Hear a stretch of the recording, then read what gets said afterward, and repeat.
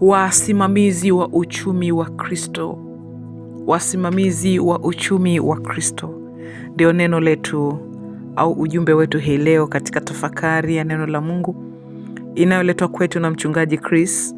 Kwa sababu inatokana na neno la Mungu, basi kila andiko lenye pumzi ya Mungu lafaa kwa mafundisho. Na wengi tumebarikiwa na kupewa ujuzi mkubwa sana katika masuala ya kimungu na katika swala na neno la Mungu kwa sababu ya mafundisho haya ya mchungaji Chris. Yanapatikana kwenye Rhapsody ya Uhakika au Rhapsody of Realities kwa Kiingereza. Tafakari ambayo imetafsiriwa kwa lugha nyingi zaidi duniani. Kwa wale wenye kitabu hiki, maana kila mwezi machapisho kwa mabilioni yanatokea yanayohusu tafakari hii ya neno la Mungu. Sasa wale wanaopokea kitabu, kuna shuhuda nyingi sana zinaambatana na tafakari hizi. Naitwa Zawadi Machibia na namshukuru Mungu kwamba kwa neema yake kuu nakutana nawe tena kukuletea tafakari ya neno la Mungu. Kama nilivyosema awali, inaandaliwa na mchungaji Chris. Yale yanayopatikana kwenye kitabu kile cha Rhapsody, basi mimi natia sauti ili iwe rahisi kwako kwa neema ya Mungu kuweza kufuatilia ujumbe huu. Pengine kitabu hicho hakija kufikia, lakini sauti inakufikia. Basi leo ni Februari 14, 2026. Na ujumbe wetu kama nilivyoanza kusema unasema wasimamizi wa uchumi wa Kristo. Neno letu la msingi liko katika kitabu cha Waebrania ile sura ya 12 mistari miwili wa 22 na wa 23.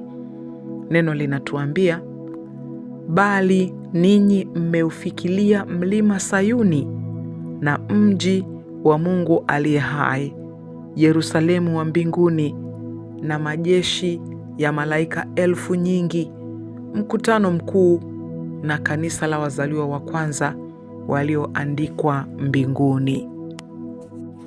Narejea tena mistari hii. Neno linasema, bali ninyi mmeufikilia mlima Sayuni na mji wa Mungu aliye hai, Yerusalemu wa mbinguni, na majeshi ya malaika elfu nyingi, mkutano mkuu na kanisa la wazaliwa wa kwanza walioandikwa mbinguni. Haleluya. Katika ufafanuzi, mtu wa Mungu mchungaji Chris hapa anatuambia, fikiria kuhusu nchi au taifa unaloishi. Nani anapanga uchumi wake? Kuna serikali, baraza la Congress au bunge la utendaji. Kulingana na mfumo uliopo, wanaamua nini kitatokea.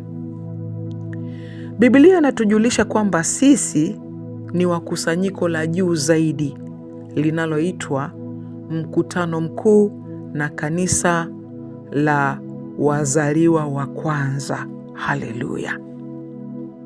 Hiyo inamaanisha sisi ni sehemu ya chombo cha kiungu kinachoamua nini kitokee katika uchumi wa kimbingu, uchumi wa Kristo. Jina la kila mmoja wetu limeandikwa mbinguni. Sisi si wageni au watazamaji. Sisi ni washiriki katika usimamizi wa rasilimali za kiungu hapa duniani. Hivyo unafanya nini kuhusu uchumi wa Kristo, ambao ni mfumo wa Mungu wa ugawaji na uratibu wa rasilimali zilizokusudiwa kupelekea wokovu, baraka na mabadiliko katika ulimwengu? Uchumi wa Kristo uliundwa kwa ajili ya wokovu na ustawi wa mataifa, na sisi ndio wasambazaji wake. Acha kufikiria kama mtu anayesubiri miujiza ya kifedha. Tumia jina la Yesu. Pindi unapotamka, rasilimali zinakaa sawia, milango inafunguka na riziki hutiririka. Katika uchumi wa Kristo, wingi haukomi, unatiririka bila kukoma. Hapo ndipo unapoishi katika wingi na neema inayofurika, ambako kila kitu unachohitaji daima kinapatikana kwa ajili yako ili usimamie kukua na upanuzi wa ufalme. Haleluya. Ukiri: mimi ni msambazaji wa hazina za kiungu, nikitembea daima katika wingi na usambazaji wa mahitaji. Ninafanya kazi kwa hekima ya mbinguni, nikielekeza rasilimali kwa ajili ya maendeleo ya ufalme wako, Mungu, na wokovu wa mataifa. Ninaishi katika mtiririko wa ongezeko na mafanikio yasiyoisha katika jina la Yesu. Amina. Haleluya, haleluya.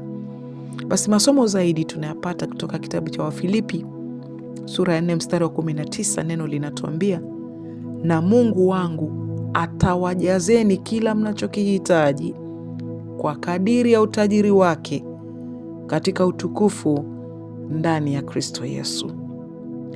Waraka wa pili kwa Wakorintho sura ya 9 mstari wa 8 inatuambia, na Mungu aweza kuwajaza kila neema kwa wingi, ili ninyi mkiwa na riziki za kila namna siku zote mpate kuzidi sana katika kila tendo jema.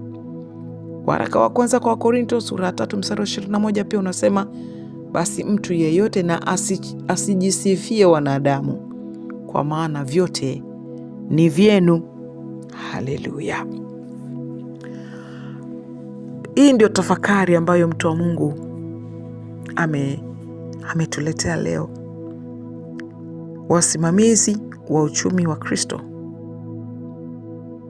Hapa tunaambiwa kwamba Mungu ametukabidhi uratibu wa mali ya mbinguni na usimamizi wa rasilimali za mbinguni hapa duniani.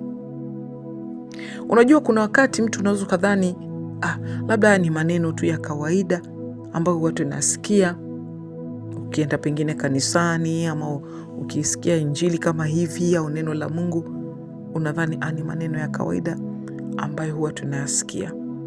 Lakini kweli ya Mungu iliyo ndani ya maneno haya ni kweli iliyothibitishwa, iliyo ya hakika. Biblia inasema kwamba neno la Mungu lina uwezo kuliko upanga ukatao kuwili, upanga wowote unaokata kuwili, yaani unaokata huku na huku. Neno la Mungu lina uwezo wa kuyajua makusudi ya moyo, wa kugawanya mafuta na mifupa, hadi kwenye sifongo kule ndani, kwa sababu neno la Mungu limehakikiwa. Neno la Mungu ni Mungu mwenyewe. Kwa hiyo anaposema kwamba ametupa sisi jukumu la kusimamia uchumi wa Kristo hapa duniani, na huo uchumi uelekezwe kwenye wokovu wa roho za watu na pia katika kuupanua ufalme wa Mungu, ni vizuri tukashirikiana naye akatuongoza namna nzuri ya kutumia huu uchumi. Kwa sababu hata ukirudi katika bustani ya Edeni, Mungu alipomweka Adamu pale akamwambia ailime na kuitunza. Wakati wote anatupa majukumu ya kufanya, aliambiwa ailime ile bustani na kuitunza. Sasa majukumu yale yapo na hata leo yapo. Unafanya nini na rasilimali ulizo nazo ambazo ni za ufalme wa Mungu? Tuna watu ambao katika neno la Mungu tunajifunza kwao, wanatoa vitu vyao, kila kitu walicho nacho kwa ajili ya ufalme wa Mungu. Ndio maana katika ile Wafilipi walikuwa ni watoaji. Wafilipi sura ya 4 mstari wa 19, hapa Paulo anasema kwamba na Mungu wangu atawajazeni kila mnachokihitaji kwa kadiri ya utajiri wake katika utukufu ndani ya Kristo Yesu. Kwa hiyo Mungu ndiye mwenye kutupa uwezo wa kupata utajiri, na Mungu ndiye anayeweza kutujaza sisi kila neema kwa wingi, ili tukiwa na riziki zote za kila namna siku zote tupate kuzidi sana katika kila tendo jema. Na hapa twaonywa kwamba basi mtu yeyote asijisifie wanadamu, kwa maana vyote ni vyetu. Mungu anataka tuamini neno anapozungumza nasi. lile neno linafanya kazi. Siku zote liko hai, linafanya kazi. Alishatuhakikishia kwamba hakuna neno lake alilolituma linaloweza kumrejea bure, lisiitende ile kazi alilolituma.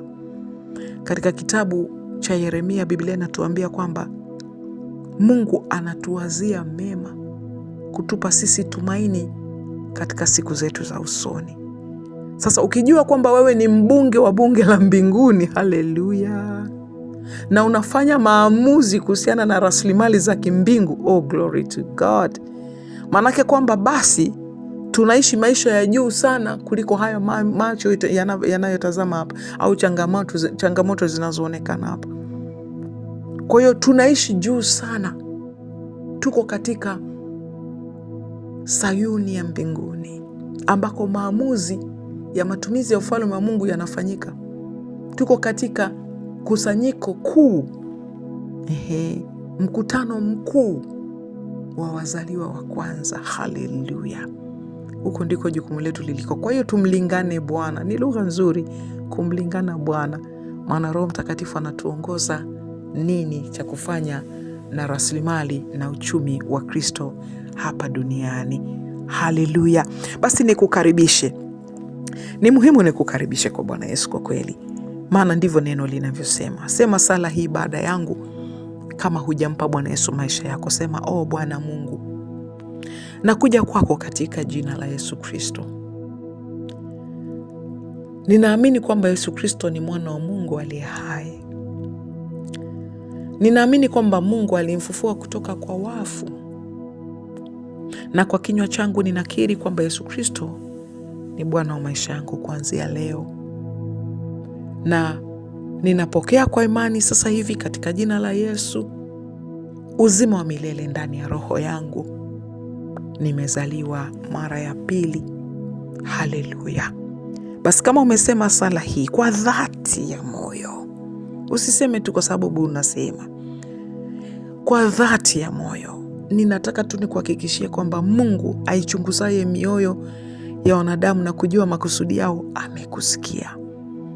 Karibu katika familia ya watoto wa Mungu, na kuombea katika jina la Bwana Yesu upate kutiwa nguvu, ufahamu, hekima na fadhili zake Mungu katika Roho wake Mtakatifu, upate kukulia wokovu. Na kama una ujumbe, una swali, unataka kutushirikisha jinsi ambavyo Bwana amekuokoa, tuandikie alama kujumlisha 255 766 444 996. Mungu Baba aliye hai akubariki.